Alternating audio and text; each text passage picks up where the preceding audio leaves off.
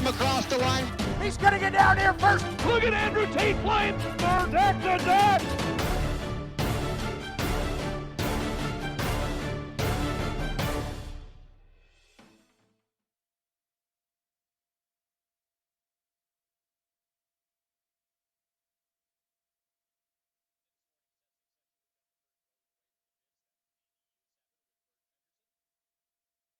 Got in the pits, the 98-gram trucking with Cory Peabody and the 11 J&Ds with Tom Thompson getting ready to head out on the course. But right now, Brad, it is over to you.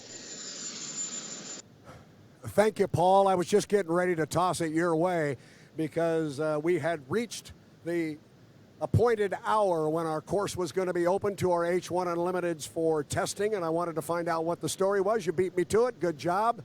And we do have a visual here of Bert Henderson in the U7 Spirit of Detroit coming across the lake right now, but I do have a homework assignment for you. Paul, we are being told that the U7 is going to come out and run a couple of laps with Bert Henderson aboard, and then the boat may return to the pit area. Bert's going to jump out of it, and Patrick Hayworth is going to jump in and take a couple of laps. So keep an eye on that one and see if Patrick indeed jumps aboard the U7. And I have seen him here on the dock in a driver's suit, so we may see that indeed. That's good indication. So here comes Bert, our first boat of the day for our H1 Unlimited class. Bert will be driving the U7 Spirit of Detroit in our Heat 2A coming up at 10:45 this morning. Heat 2A presented by 105.1 WQSB. Our sponsor, Bert, will come into that heat with 350 points based on 50 qualifying points on Friday and a second place finish in our Heat 1B yesterday. So Bert Henderson right now just out for an early morning cruise on a glorious and beautiful Lake Guntersville here on Sunday morning race day. We also have the visual of Cory Peabody. We now see him up at the top end of the race course. Cory running with some authority up there in that U98.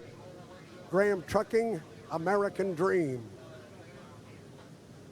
This is the red, white, and blue boat. We can also see the U11 J&Ds presented by Reliable Diamond Tool coming across with Tom Thompson as Cory Peabody picks up speed and puts it across start-finish line. Cory had that thrilling finish yesterday in our Heat 1B alongside the 440 and Dustin Eccles Bucket List Racing. Cory, being a newly re-qualified driver, has to start a couple of heats behind the field. He has to start 5 seconds behind everybody. He did so yesterday in his first heat. I have confirmed with our chief referee, Doug Shelton, that Cory must again in his second heat today, or his first heat today, it'll be his second of the weekend, he will again have to start behind the field by 5 seconds. The referees will then judge how he looked, how he held his lane, et cetera, and if everything is go from there, Cory will be given a green light the rest of the weekend and season to start up on the front row with the rest of the team. Nice little photo op here as Bert Henderson in the 7, Tom Thompson in the 11, and here comes Cory Peabody. Looks like a start. Oh, that looked like a start sequence with a couple of boats early and one right on time, and Cory came blistering around on the outside. Terrific photo op here with the sun where it is in the sky. It was a good look.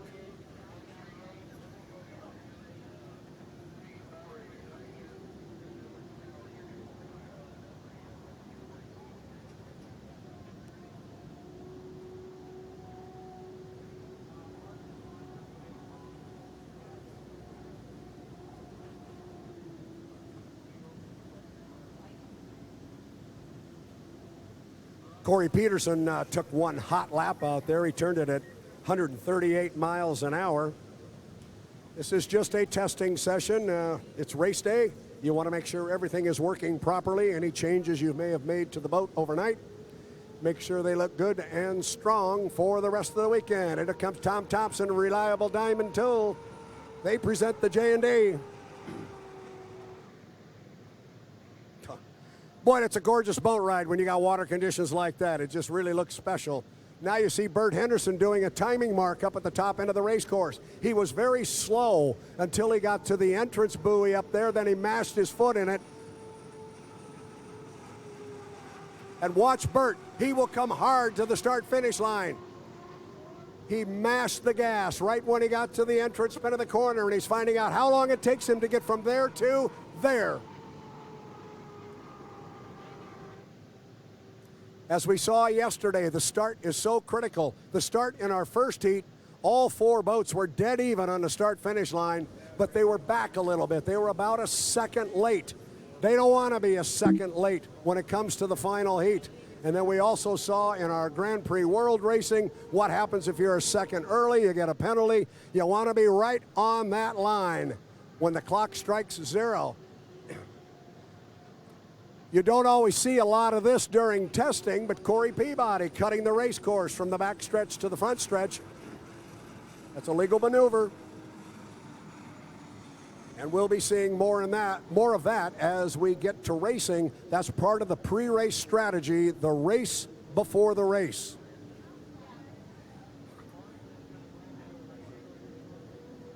Here comes Bert again with another hot run to the line. U7, Spirit of Detroit. Boat looking very good as Bert comes across. We're monitoring the radio and picking up some speeds just for curiosity. Here we see Tom Thompson. Tom Thompson cutting the course as well. This is, again, part of the whole timing procedure to get your boat ready when we go racing. Fast lap so far for Bert Henderson, 143 miles an hour.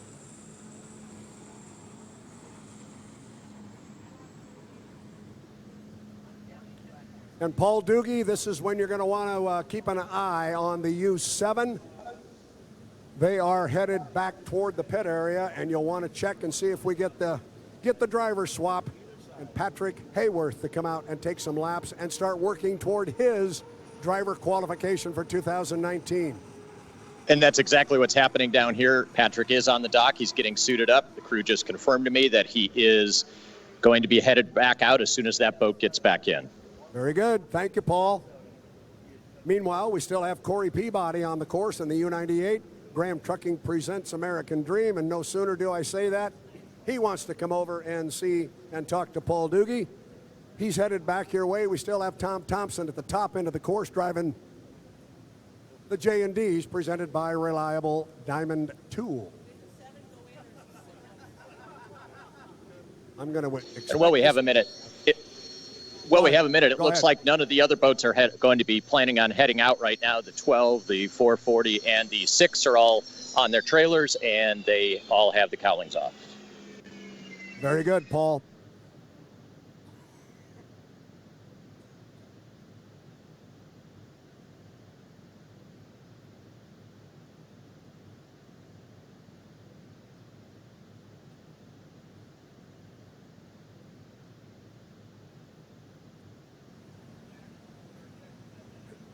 And Tom Thompson is going to take the U11 back across.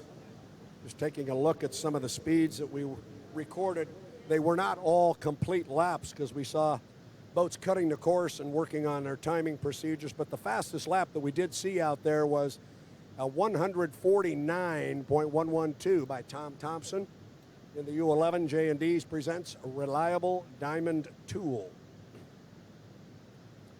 And while we wait for the driver swap to take place over there in the U7 and for Patrick Hayworth to get strapped in aboard that unlimited hydroplane, it gives us an opportunity here to talk a little bit about this race format and how it is different from what we've seen in the past. We had some conversation about it yesterday, and people were asking questions. We ran our Heat 1 yesterday, and traditionally that would be Heat 1A and Heat 1B, and each boat would run once. Yet in our Heat 1A yesterday, J. Michael Kelly was a participant taking second place, and he came out in Heat 1B and posted a first place finish.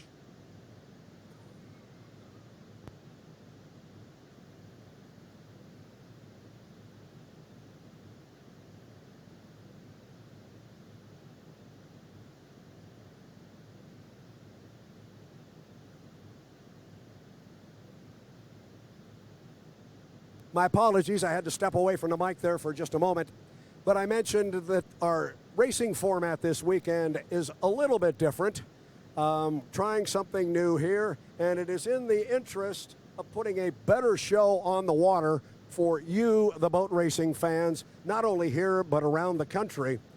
So with our 6 boats that we have that have qualified here to run for the 2019 Southern Cup, instead of running them 3 and 3 and be drawn traditionally into their A section and B section, we instead had a draw on Friday night, and each boat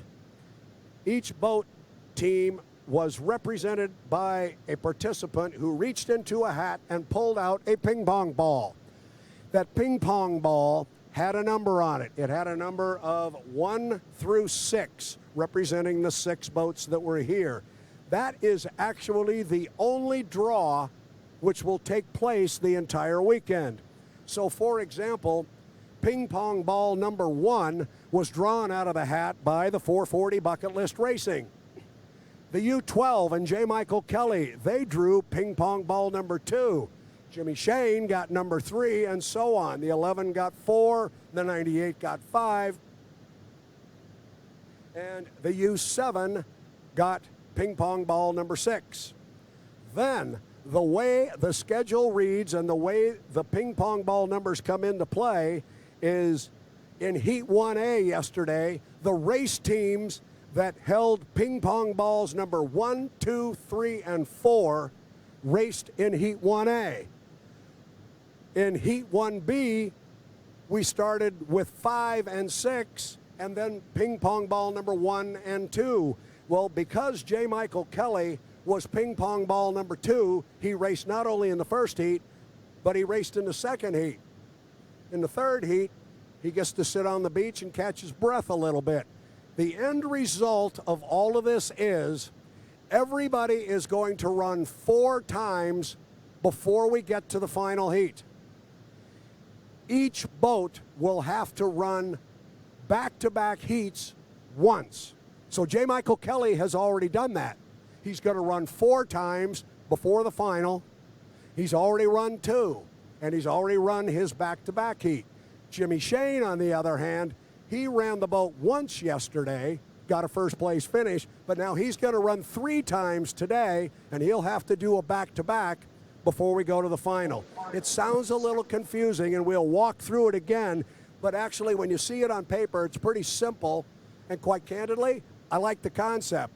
What it means to you, the fan, is you're going to see more racing on the water. Instead of seeing Jimmy Shane and J. Michael Kelly run 3 times before the final, they're going to run 4 times before the final. You've got 4 boat heats instead of 3, and it all sets up for the big final heat that comes later this afternoon, where Chief Referee Doug Shelton has explained to me we will have 5 boats on the front row of the final and 1 trailer boat. A trailer boat is a boat with the least amount of points that has been garnered this weekend, and they will start 5 seconds behind the clock. Boy, I hope that made sense. I worked on it all night trying to remember how to say all that stuff. I think we got it straight, but there was only 1 draw. Every boat drew a ping pong ball and got a number 1 through 6. And then there's just a matrix. First heat was ping pong ball 1, 2, 3, 4. Then we went 5, 6, 1, 2. Then we go 3, 4, 5, 6. Then 1, 2, 3. I'm so glad you're helping me count. Thanks. Those are big numbers I'm working with there. Anyway, what it means is more Brad, racing. Yes.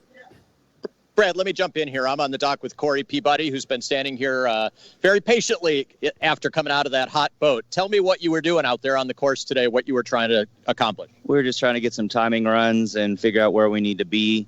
You know we have to be 5 seconds back from everybody, so we're just trying to figure out that, and so we can be, up there at the start, and that's mainly what we were there for, and trying to add another propeller.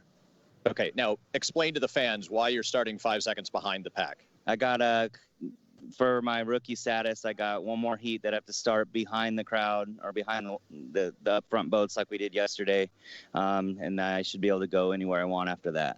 Right, and that's all for safety as the rookie drivers, until they're qualified, till they have a couple of heats under their belt. They do make them start behind the pack. It can get really rough there when you're trailing 4 or 5 boats and they've been churning up that water in front of you, can it? Oh yeah, it's really big water. I mean, it doesn't look that big from the shore, but it's when you're out there in the middle of it, it's pretty large. Yeah, I can imagine. Lake right now looks very calm. Water looks good. Yeah, it was a great ride out there. I mean, we learned a little bit from our little trip out there, and we'll keep moving forward from there. All right, Cory Peabody, thank you very much. I'm going to walk over here and stick a microphone in Jimmy Shane's face, if he'll let me. He's shaking his head no, but I know he's fine. You guys are 3 heats today, so I assume you're not going out for testing. Yeah, we're going to save some of the equipment for later in the day. We've got one more heat than most people today, so we're going to pass on testing this morning. We've got all the data and timing marks that we need from the last 2 days of testing, qualifying, and the first heat of racing in 1A. We're just looking to get settled in here and get off on the right start here in Heat 2A. Yeah, no matter how good the race team is, how good the crew is, every time you put the boat on the water, there's always the risk of something going wrong. And you don't want to take that chance when you've got 3 race heats and you're trying to do a clean sweep this weekend. How's the team feeling about everything? Oh, we're feeling great. Obviously, we're going to go through and do our normal checks that we would do no matter what before we put the boat in the water to make sure all the systems are working. And that's our goal for this morning. Go over everything, double check everything, and get prepped for a long day of racing here. All right. Thank you, Jimmy Shane with the Home Street Bank. Now I'm going to try to see if I can grab a word with Dustin Eccles while he's here. Dustin, I just got to tell you, I love the orange sunglasses. I was told they are part of the uniform this year, and I love them. I saw a couple of folks from the Bucket List Racing team wearing them, and they do match the boat. Boat looks patched up, ready to go this morning. Yeah, we're all fixed up. A lot of superficial damage yesterday. Structurally, it's fine, and we even put some orange paint over it, and we got a signature from Mike, and we're ready to go. Yeah, we heard from J. Michael Kelly yesterday. He said you guys just got a little tight going in there in the race before the race. He said, you brushed up against each other. That's racing, no big deal. Tell us what happened from your perspective. That's basically what happened. We, a lot of the guys don't expect us to be on the inside. I noticed some of the other boats were a little late for the start or before the start. And so I thought, well, I'll stick my nose in here and see what we can do. And I just don't think anyone really expected it. So we'll see how today goes. I'm going to be cautious. These are big, heavy boats, and we've got a light one. So I don't want to have any more issues like that. Yeah, I was going to say, that's pretty brave for you to be cutting into the inside right before the race with that thing. Yeah, it's running fast, and that was a couple boats in that heat we can outrun. So I wanted to get out front and be on the inside and to see if we could hold them off. Yeah, we really enjoyed watching you battle with Cory Peabody yesterday and pick up that 3rd place finish. That was pretty impressive. Thank you. Yeah, that was a great time. Cory's doing a great job. It's fun to have him out here. So today should be a lot of the same. Yep, looking forward to a great day of racing. Dustin Eccles, thank you very much. Brad, back to you.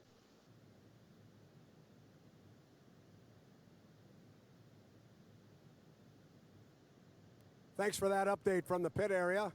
Good work over there as always, Paul Doogie, and that is greatly appreciated.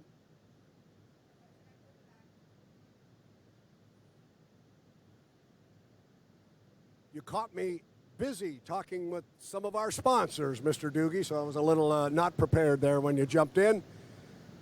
So we still have an open course here, and if I've got it right, the 7 will be coming out here as you were talking, looking for Patrick Hayworth to come out now. Here's what is. Yeah, they are. Go ahead. No, I was just going to say they're just getting him strapped in. They had to do a little bit of work as they switched drivers, but the hatch is down, and they are getting ready to take away from the docks. Kind of fun. Bert Henderson standing here taking video of another driver in his boat. Well, and you talk about making some changes and making some adjustments. This may come as a surprise to some of our fans or maybe even to you, Paul, but not every human being is built exactly the same way. Some are taller, some are shorter, some are wider, and they all have their favorite seat and the amount of length they want for the pedals to be away, et cetera, like moving a seat in your car, except you can't really do that in an H1 Unlimited. So they may have even pulled the seat out. They may have readjusted where it is. There's little things that have to be done before you can put somebody else into that cockpit. So when Patrick comes out here on the race course, it has been a goal of the Spirit of Detroit and the U7 racing team to get Patrick Hayworth qualified as an H1 Unlimited driver. And it appears he has definitely checked the first box. And the first box you got to check is you got to be able to start that Lycoming T55 turbine engine. He has lit the candle, and we can see him coming across.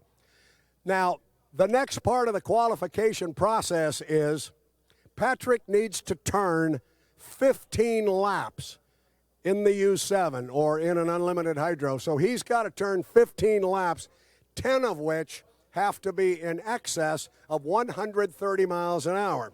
So Tana, my producer, yes, these lap speeds are important. He wants to run them north of 130. He needs 10 of them. He needs 15 total. He will not get all 15 laps in right now. He'd love to, but he might have to drag a couple extra fuel tanks on the deck with him to get that done. As we say about all of these drivers, here's a rookie. So your thought is, this guy's never been qualified as an H1 driver, probably has no clue what he's doing. He's going to try and find this race course right now. That's job one. And we've seen some of these drivers have difficulty in understanding exactly where the buoys are because there are so very many of them on the water right now, but Patrick so far so good. But the comment I was going to make is you think, okay, this guy's a rookie, probably has no clue what he's doing. Trust me, this is like Major League Baseball. This is like the NFL. You might be a rookie in the NFL, but if you're playing in that league, you were one fine athlete and ball player at the college level.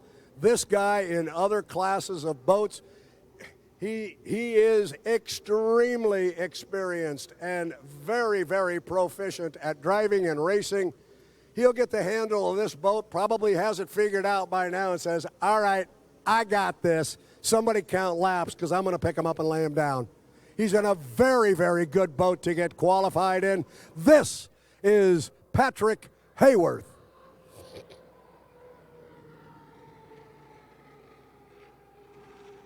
And I mentioned this is a very good boat to get qualified in. I also mentioned that Cory Peabody got re-qualified this weekend. When Cory was qualified the first time, that was the boat. The boat that's on the water right now, boat number 7, that was the boat that Cory Peabody was finally qualified in at the Seattle Seafair a couple of years ago. So we should have a speed on his first lap. Again, looking for something hopefully over 130. And when I went to school, 139.519 was over 130. So 139 sounds good. Now the officials are watching him very closely also. He can go anywhere he wants on the race course. But what Doug Shelton wants to see now, he wants to see him go into a corner in lane 4 or lane 5, and he wants to see him come out of that corner in lane 4 or lane 5. It's not just about speed around the race course. He wants to see that he can handle the boat, hold it in a line, straighten it out, run consistent, and that's what we're going to see here. The second lap is in the books. Looked a whole lot like the first one. Holy smoke. Looked a whole lot like the first one, except a whole lot faster, $1:48. 1:48. Trust me, this kid can drive. This is not somebody who's thinking this is the first rodeo. This is a very accomplished pilot, finally getting a shot here to start his qualification effort that they hope to continue and conclude during the 2019 H1 season. And what perfect conditions to come out and have this opportunity.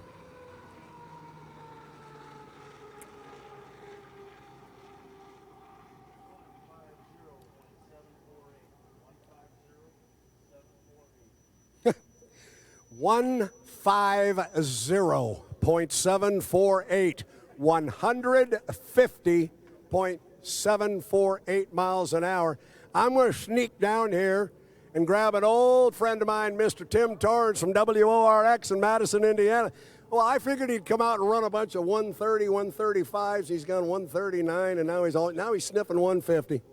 He's looking really good. He came out and ran, I think, faster than everybody standing here thought he would. But the boat ride looks good, and he's doing a great job. Well, I just made the comment, could you possibly draw up better conditions to have to come out and do this qualification on? No, if you're going to come out and send somebody out in Unlimited for the first time, this is the kind of water you want them on. Boy, and the boat ride looks good. Everything is just perfect. And I know you're down here watching the racing this weekend. You got a pretty good size event coming up on the Ohio River. Let's start with the important part. What does the river look like in Madison, Indiana right now? It looks better every day. It keeps going down. By midweek, it should be just about where it needs to be. And you guys are going to run that little bit smaller course. You're also going to have an addition to the field that we have here. I got a note this morning that says, oh, his fourth lap was another 150. So he found the consistency. It sits at 150 apparently. But I got a note this morning that said early this morning a boat with number 1 on it was headed to Madison, Indiana. Yeah, that's going to make things a whole lot more interesting coming next weekend. Looking forward to having the one team in town. And, again, that'll be a great addition to the field. Well, and you and I have worked together for a number of years, and I know you've called boat racing for years. A couple of years ago when we had Kelly and Shane and Tate all in the water at the same time, it made for some pretty interesting racing. It was interesting. It was fun as a fan to watch, and it's fun for the fans to see. And, you know, it's when you get those three guys on the water, you never know what's going to happen. They're all trying to outdo each other, and I think it's going to be a fun weekend next weekend for the Gold Cup. I am sure it's going to be a fun weekend. I hope you have a good time. I know you will. My heart's going to be with you, young man. I am going to be sitting in a church at a wedding while you guys are calling the golds up. So my heart will be with you. Thanks, Brad. Appreciate it. Have a good weekend. Tim Torrance, WORX in Madison, Indiana.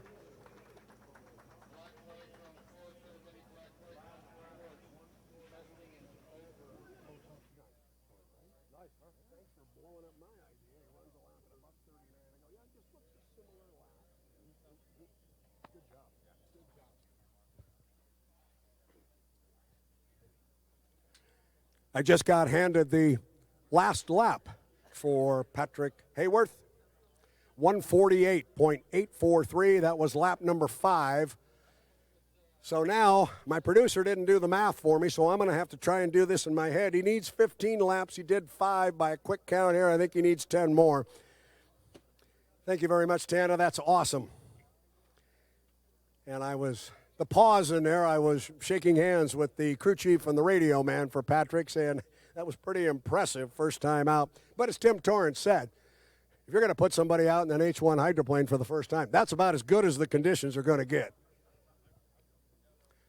So our course is still open, and I'm going to throw it over to our Paul Doogie and see if maybe he can catch Patrick Hayworth when he gets back. But at the same time, Paul, have we got anybody else that looks like they're ready to come out and see the race course? I think it's probably pretty quiet.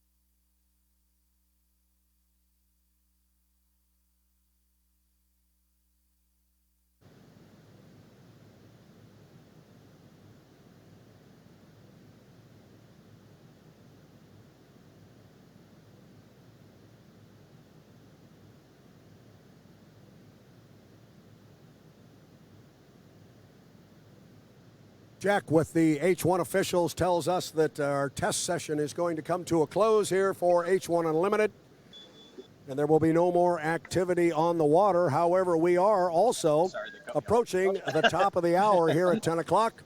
And at 10 o'clock on our schedule, we have our Hydrocross Group A Heat 2, and we're going to follow that at 10:20 by Hydrocross Group B Heat 2. And we will have that action coming for you very shortly. Mike Young is going to pick up the microphone down at the lower end of the race course and bring you all of that action. So, Mike, if you can hear me down there when you're ready, jump in and take it, my friend. The show belongs to you.